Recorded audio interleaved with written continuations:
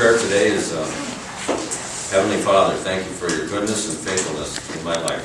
Thank you for refreshing and renewing my heart. Fill me with your peace. Fill me with your strength. Help me do good and stand firm until I see my harvest of blessings. In Jesus' name, amen. In accordance with Resolution 23-003, the Commission approved on January 5th, 2023, on July 21st, the Department on Aging approved an unpaid personal leave of absence for Laura Reed, part-time rec ed assistant, for up to 30 hours during the period August 7, 2023 through August 11, 2023, for prearranged time off prior to employment.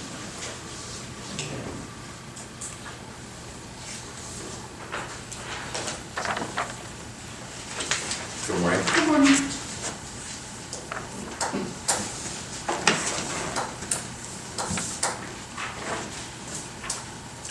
I have an appropriation transfer from contingency to maintenance to cover some increased electric services. Supplemental appropriation for Metz and Bond to replace the playground and make environmental and accessibility improvements. Two travels, there's several travels again. Two travel requests from Common Pleas to attend the Ohio Association of Magistrates 2023 Fall Conference. Travel request from Common Pleas to attend Civil Treatment Workplace for Leaders Training. A travel request from Common Pleas Drug Court to attend the Data Specialist Information Technologists Summit. Travel request from the Engineer's Office to attend the 2024 Extreme Ownership Muster 018 Travel Training Conference. The voucher, $51,909.92 from commissioners to Ohio State University for the county's third quarter 2023 program support payment, and $17,999 from Water Resources to O'Reilly Equipment for a 2023 NEO trailer.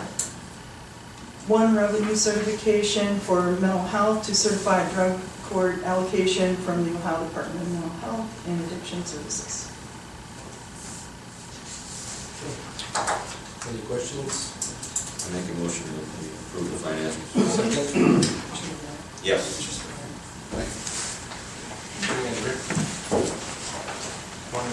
Morning. Thank you for your time. Airport Authority is requesting board grant permission to advertise for bids for the Airport Hangar 1 improvements to be held Wednesday, August 9th at 2 p.m. Notice of the bid opening will be advertised on July 27th and August 3rd and on the county website. Okay, I'll make that motion. Second. Yes. Aye. Thank you. Thank you. You guys get a chance, I need to revise the order. Yeah, we're working on it. It has to be there by noon. tomorrow. No, it Oh, has today? to be there today by Okay. noon in order to make first. Aye. Morning. More?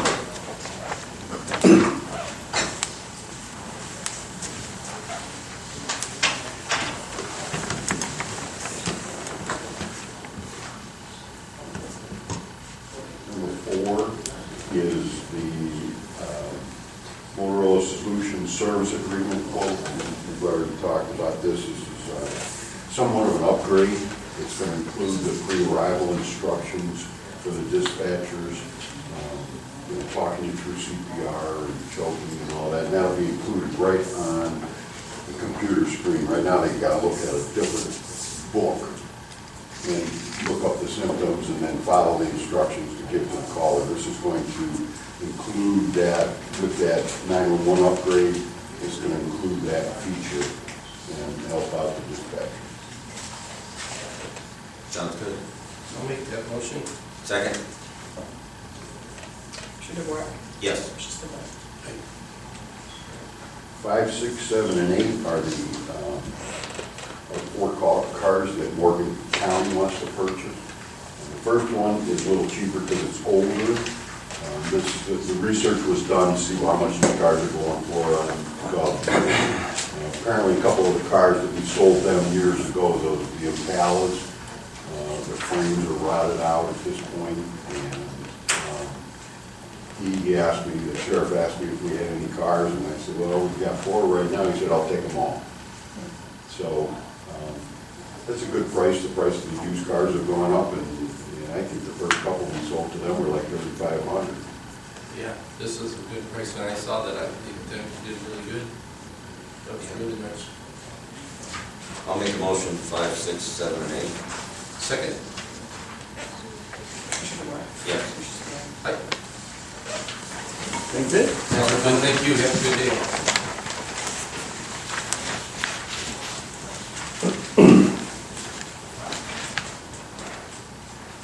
What do you make you stand in the hall? Stand in the hall. Morning, Glenn. Morning, Jim. Morning,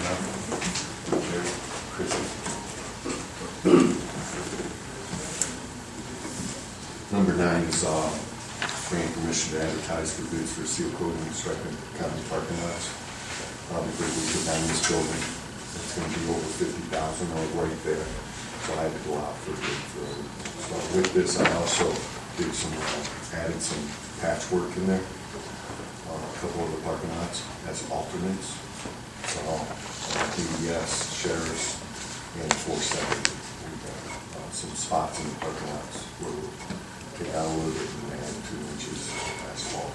So what are you doing from there? The water department is installing, the last that I know, and I could be wrong, they're installing 2 valves up there. What those 2 valves will do is, if something happens, They can shut it right off the street. it's in a loop, so they can shut one side off, and this building could still get another. Makes sense. That's the last that I knew what they were doing. Okay. Then I'll make a motion on, Second motion. Commissioner Ware? Yes. Commissioner Spillier? aye. Now, do you do an evaluation of all the parking lots? In other words, like, this one has to probably be replaced in 3 years, or this will probably have to be replaced in 7 years? I need to do that. I know our sheriff's department, the parking lot itself is the worst Yes. right now, so trying to get to that stage. We just hired, or we're getting ready to hire, a contract person, so that's gonna really help. So with adding this building up, a lot of things have gone over the 50,000, so I have to do a whole lot of specs Right. now, which is really bogging me down, trying to get out and do the specs and then go out for bid. So just like with striping, that wasn't over 50,000 before, so I had to go out and get specs and everything. Thank you. Yep. Thanks, Glenn. Have a good day. You too now.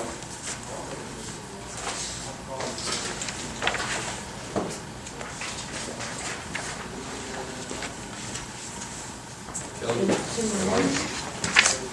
Number 10, I'm requesting to execute the agreement with Vivina LLC, doing business as Delish Mobile Kitchens and other food truck. If I can come up here and have a check on this location. I make that motion. Second? Commissioner Ware? Yes. Commissioner Spillier? Aye. Number 11, several employees came to me and they wanted to commemorate our 1-year anniversary of working in this building for the employees that work here. So collaborating with the wellness, Subco Wellness and use of the wellness grant, they gave us permission to do a employee wellness luncheon. So number 11 is we an execute agreement with Barrio Brothers LLC to provide their catering services for this wellness luncheon in the amount of $2,921, and that would be part of the wellness grant. I make that motion. Second? Commissioner Ware? Yes. Commissioner Spillier? Aye. Thank you.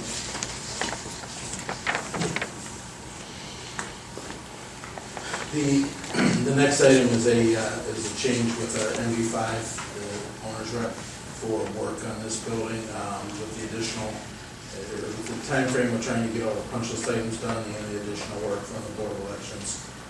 Their timeframe was running out, so we're extending their contract till through the end of January of next year, so that way we'll cover, we shouldn't have to go back with another change. So So this would be for MB5 or is this? NB5 for the order. Okay, so, and is it gonna be any additional cost to that, or is it just gonna be The additional cost is $107,000. So let me ask you, That's a maximum not to exceed. so let me ask you then, so on that 107,000, are we putting it out because they couldn't get it done in time, or is it something that, what's your thoughts? This is their additional time because of the issues we had with Board of Elections, and their additional work that's being done right now, as well as, independence with the punch list items taking a while to get done. It's just putting more, time frame on that. So, because, and I get it, it's just construction and everybody has been just short on help. I mean, is it something that we can try to look to defer a little bit to them for not getting the work done on time? Not NB5, but being able to. For independence, we Right. were putting the pressure on them to get this done. Right. It's a lot of minor things, and I think that's part of the reason why we really didn't go to independence for the things, for the courthouse project, was where, once they were done with the big picture, it kind of disappeared, I don't say disappeared off their radar, but they weren't exactly focusing on a lot of stuff. NB5 was putting a lot of pressure on them to get stuff and, to get stuff done, but. So on that, was there any kind of holdback that we had as far as like a time frame, what we would have had on the initial contract, for them to get this work done? Yes, there was a time frame on the original, and, we've been looking at that to see if there's something we can go back on them, Because we still still, holding back some of our retainage for the additional Right, costs. right. I just think that, somehow, some way, we should be footing the bill to extend this to, because they didn't get the work done, and I know that it's not because we haven't tried, right? We've been calling, and I know that NB5 has tried to do their best with that too, so it's just, okay. So that's definitely and we're looking at that option. Yes. Okay, all right.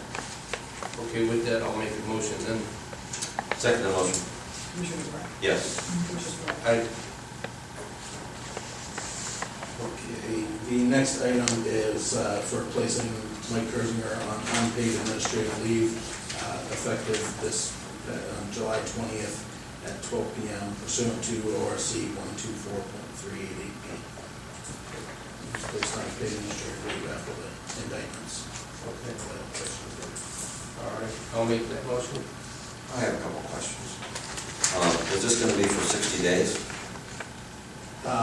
Under the Ohio Revised Code, it is 2 months, yes. We are moving forward with this disciplinary process. Yeah. But what happens after 60 days? If he is still employed after 60 days, we would have to possibly put him back on paid administrative leave, but the goal is to get through the disciplinary process. So, do that by that point. Okay. Now, what happens if he wakes up tomorrow morning and says he confesses to all that he's accused of? What would happen? Would we be legally allowed to fire him?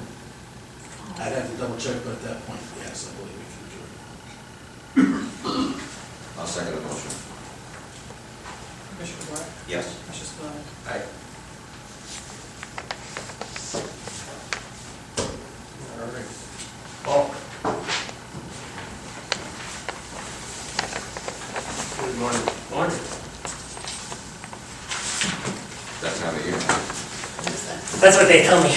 Believe it or not, but that's what they tell me. It just miraculously happened, right? Yeah. Yeah. We joke about it all the time with the fair. We used to think that we used to call it a sleeping giant. It went to sleep in wintertime and laid down, and then it woke up gradually through the summer. That's not the way it is anymore.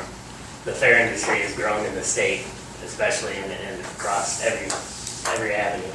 Fair never falls asleep, it never goes to sleep. We never get a time off now. It's nonstop the whole time. So, anyhow, you're stuck with me today because President and Vice President both had other obligations, so they came up today to give me a report. We just want to first and foremost thank you for all the support you guys give us throughout the course of the year. It goes a long ways. You guys are in our corner and on our side. Like you say, we're just 36 days away. Summer's flying by. We're talking about celebrating the end of summer already, you know, it doesn't seem possible, but it is.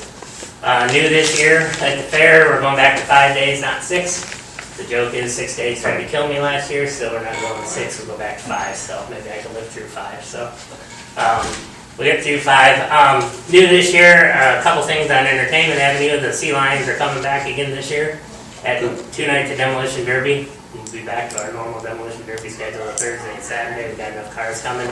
Picked up some new ground acts this year, Super Fun Band, and of course all the regulars are coming back. The other exciting thing is natural resource area. You know, it took a little hit during COVID, and we weren't able to be at 100% down there, but we were back at 100%. So natural resource area will be at 100%. It's the only one of its kind in the state. You know, Jay Rita did so much work down there for so many years, and it's fantastic setup.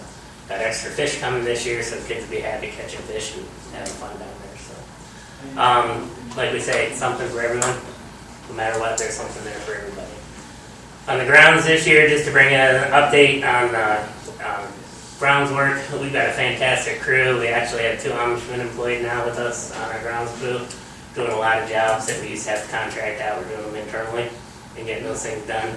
The nice thing about the grounds is, you know, we've worked hard enough on it that we can pick and choose our jobs now. We don't have to act as an emergency on the buildings. And there's 151 acres. There's electric, water lines all over the place, 71 buildings there, roofs, you know, and everything else to keep up. But this year we got a new roof on the antique hall, new foundation around the arena, dug that all up, replaced the walls on the east side of the arena. They were all given away. We replaced the ramps and the posts and a small grandstand. Actually, we were quite surprised at the condition of the small grandstand. For a fairly new building, we were in doing the ramps and the decking in the front and realized a lot of the support posts had started to rot. We wrapped them in steel several years ago, you know, and all of a sudden we uncovered a real mess. But anyhow, we got it all taken care of, so that's all put back together. Re-sided the first aid building, about $25,000 in electrical upgrades this year. Quite a bit of LED lighting, increase. The midways, converted all the midways to LED.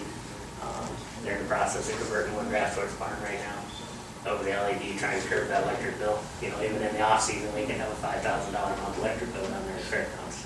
So it's quite a bit throughout the course of the year. And then the auxiliary also worked this year and redid the fountain out front. There was a debate about taking the fountain out. We decided we wanted to keep it, but they redid that, and it looks great. So if you get by, take a look at it.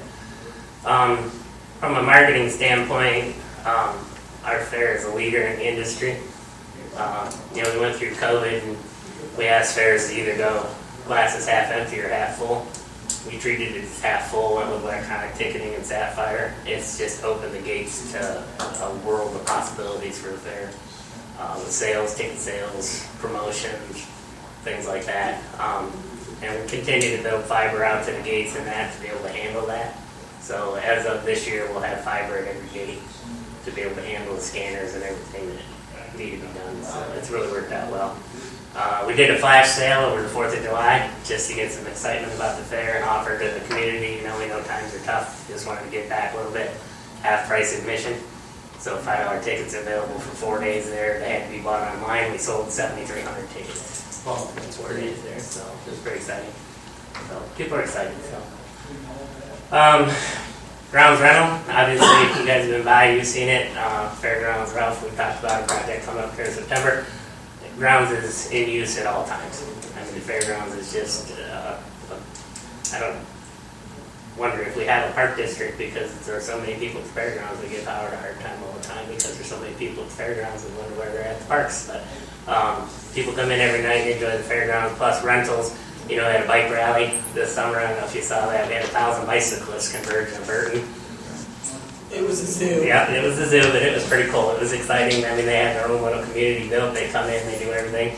They told me the next morning they'd be gone at 9 o'clock the next morning, and I'm thinking, it took them all day to build this, and 1,000 bicycles, how are they going to be gone at 9 o'clock? And at 9:01, there wasn't a bike left on the fairgrounds. I mean, they just all vanished and gone. So. But we had the antique markets, countless weddings, meetings, 4-H clubs, calendars full right on through. I mean, it's at the point where now if somebody calls, they can look at the calendar to see because there's not very many open dates to do stuff. Now there is a downside to that. You know, we unfortunately have to talk about this. We keep the grounds open. We enjoy having people there. We don't lock it up. You know, a lot of the fairgrounds in the state of Ohio are locked. 24 hours a day, you know, they're only open if they have an activity there. But the vandalism is at an all-time high. We fight it every day. Just a ton of vandalism. It just, the lack of respect is just overwhelming. Has it increased with the schools next door? Yes, significant increase in that. And I'm not blaming the school, don't get me wrong, Right. but significantly grown with that. Each afternoon we could bet on something. It's Is there any cameras set up at the property? Yeah, yeah. And we're looking to expand them. We've got, I think there's 12 of them there now. Not 100% happy with the quality of them, so we're trying to expand them and figure out exactly what. The last act of vandalism we caught plain as day on the camera, and we were able to catch the kid, turn him over to sheriff, so. But anyhow, future, that's this year in a nutshell, but the future, we talked about it before. We talked about the possibility of multi-purpose building there in the fairgrounds. It's still very much in play. We're looking at a 25,000 foot building. I think we've got the location picked. We've got a company out of Springfield we've been talking to and working with a little bit, just scratching the surface. They do a lot of other fairgrounds in the state. They put buildings up like this. So we're still working towards that. Funding is an issue, obviously. It's going to take a significant amount of funding.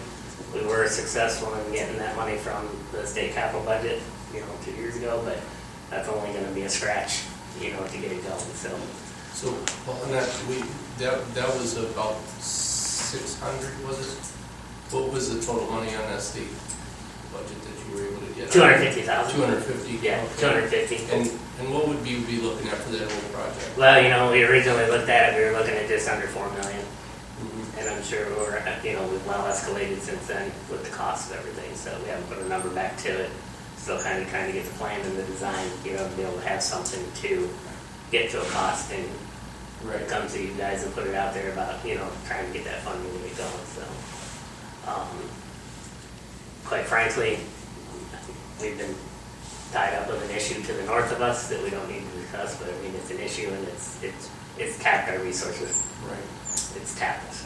We've been a ton of money and a ton of time tied up in it. It's just limiting the ability to get some of this other stuff done and still playing for fair. So, and that's what that's what our number one thing is. So, but that being said, I think that's where we're at. I brought your fair passes up today, so you got your passes to get in down there at the fairgrounds. Your official pass plus fair manager pass. Go to other fairs in the state of Ohio, and then we wanted to invite you as well. I know that Jerry's come down the last couple of years and to convention, to the Ohio Fair Managers Convention, but we really wanted you guys to maybe put it on your calendar now. It's January 5th through the 7th if you can make it. Through the 7th? This will be the last fair manager pass you get with my signature on it, because this year my term will be done in Columbus and I'll be done as president, so it'll be my last convention as president, so it'd be great if you guys could be down there too. Okay. So. And on another note, I just want to thank Jerry for all the time he's given us with the situation to the north. Been a huge asset to us, just a huge asset. Somebody that we can rely on that knows, is familiar with the issue and can help us through it, so thank you. So, Is your biggest sale for tickets for draw would be Demolition Derby? Or do you have a big name country center coming in? Or? now, Chris Higby will be there this year. We won't do, large entertainment. It just doesn't pay. We did it for the bicentennial. We just did it to give something away. Sure. But and people question that, but that show last year for the bicentennial, we had $80,000 tied up in that show.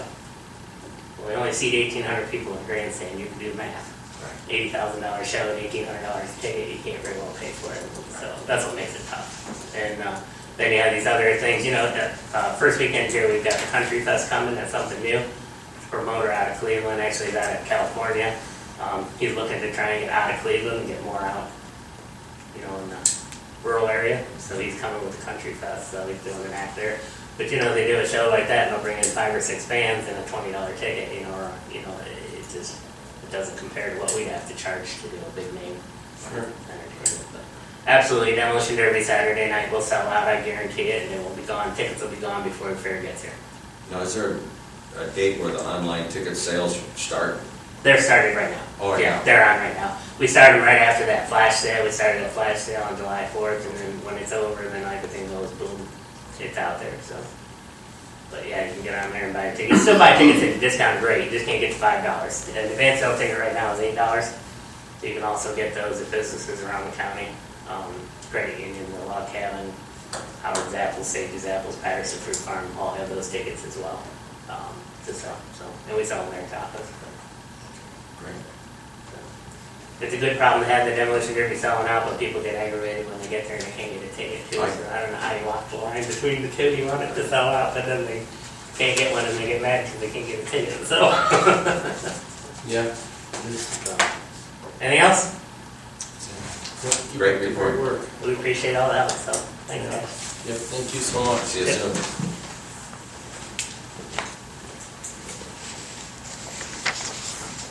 Paul, one other question on that, the 4-H's, are they gonna do the electronic bidding again this year too? Yeah, it'll be the livestock sale will be on, we know we split it last year, went with 2 days, it'll be Friday afternoon at 2:30, be the small animal sale, and then Saturday at 4 will be the large animal, and you can bid online as well. That's been a huge plus to the auction in the program. We've almost doubled the amount of revenue on that auction in So- 3 years by going online with that. Yep, yep. I think that's- And then it has that add-on option to it too as well. Right. So if you can go online, it stays open, it's for 2 days after the fair, but you can go online, maybe you went to the sale, I think the Rotary did it one year, they came, they had $5,000 to spend, they only spent $4,000, and they went back online and they donated the other 1,000 to kids online. It's called an add-on option. Where you don't get the animal, but you can go on and add $100 to a kid's total or something throughout the thing, so. And I think last year, it cost us $3,500 for that option, and last year the kids got over $15,000 in add, so. It's a pretty good investment, so. Is the scholarship fund still operating? Yes. So you could add on to the scholarship fund as well? Yes, absolutely. The scholarship is actually an item online. You can go in and put money right into the scholarship. We have several businesses that always donate money. Trip Veterinary Products is one of the big ones. Always donate money directly to the scholarship fund. And then they'll auction it off that night too as a lot. Put it in. But whatever we take in, we give out on. We don't hold anything over on the scholarship fund. So I mean, whatever's applied for that year, that money goes out to the kids. So. And you help anywhere between 5 and 10 kids a year, right? 5 or 10 kids a year, and I mean, the basic minimum is about $1,000. I mean, the Fair Board won't let it go much under $1,000. We've seeded it a few times to make sure that, they all get back, so. That's a great program. And then these fair books are down at the front counter. Yeah, their books are out. Entry deadline's August 9th, so those books aren't worth much after August 9th, so we want to get them out and get them distributed. So. Yep, down at the front desk there, so. No, thanks, Paul, for what you do there, it's awesome. Yep. Okay, so. 14 is completed. Okay, any comments? Yes, ma'am. Gail Rusi, League of Women Voters. Just two things. So when you talked about NB5 and Independence not following up, that's Donley's Independence, is that correct? That's correct, yes. Okay. And it seems like we do pay them, the commissioners, pay pretty much every week for Donley's. Is that, and you had said that's the punch list. Yeah, that's finalizing the original construction, so punch list items and such. But we still have a retainage that we hold back a portion, which is about 4 to 8% of each pay request. So there's still some funds that we could go after if need be. Okay. And then my other question is, you might not be able to comment on it, but the Fair Board Chair said the situation to the north, everyone seems to know, but I don't know what that is. It's just basically, we've got an issue with the new construction of the school, that we've got a flooding issue. Oh. That there's just been a couple of things, is that we don't have normal rain anymore. It seems like when rain comes down, it comes down in just buckets. So what's happening is the retainment system that they've got in the front and the way that it flows into the fairgrounds, there's a problem there. And what happens is they retain so much on the pond, and there's a float that then allows the water to start to go down. Well, what happens is it starts to run downhill, and then once it gets into that system, it's flooding our fairground, and it's basically just blowing out a lot of our sections. Like, I mean, we've had some of the horse fields that have absolutely been destroyed, and some of the parking lot areas. It's been a mess. So we're in the process of trying to, work with both sides to try to get to a resolution that's going to be amicable to make it work. And, there's one side that says, well, fairgrounds should be updated with this, this, and this. The other side is saying, well, we did what we were supposed to do. So we're trying to just get this to the point that we could communicate this in a amicable and civil way that just gets the job done. And, kudos to Jerry on that with his background knowledge, also with the water, structure, and, being an engineer in that field, has been able to help out a lot. So it's just been a lot of back and forth, I guess, to say the least. And that's probably the best way I can put it. Yeah. So, Thank you. Yep. Okay. Anything else? Skip? A quick comment, and I'm not here to talk about NOACA this morning, so that'll give you some relief. But I do want to talk about professional decorum. I've been hearing or seeing some things in the Maple Leaf lately, comments made by a commissioner regarding our township or our county administrator and the water department, resource department. I would remind everybody that individuals are considered innocent until proven guilty. And there's been some comments alluding to the guilt of individuals, and I would ask, and it's pretty typical, the prosecutor, at least when I was a commissioner and was a trustee, prosecutors oftentimes will say refrain from comment. Just say no comment, blah, blah, blah, because it could impact the outcome of a particular election process. So I would ask that this board refrain from making any comments that would put your thumb on the scale in any way, shape, or form, because that's the proper professional decorum. Anything other than that is irresponsible, in my opinion.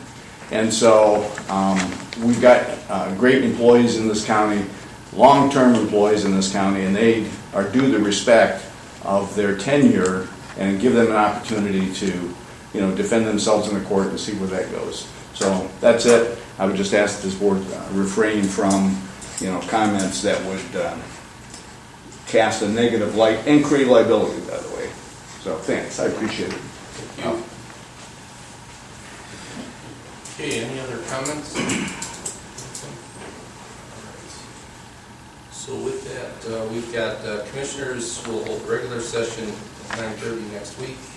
Planning commission will be on the 8th. And that's about it that we've got on the agenda moving forward. With that, motion to adjourn. What time is it? Second motion.